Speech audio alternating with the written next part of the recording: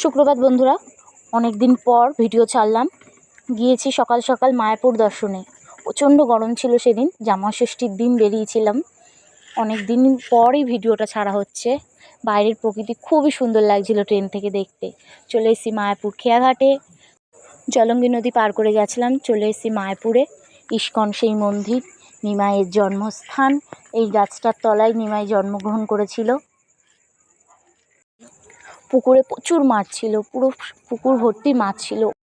রাধা মাধবের এই একটা মন্দিরেরই আমরা ছবি তুলতে পেরেছিলাম। চলে গেছিলাম গীতা ভবনে গিয়ে রাধা মাধবের প্রসাদ গ্রহণ করেছিলাম। প্রসাদের এত টেস্ট, পুরো মনে ছিল অমৃত।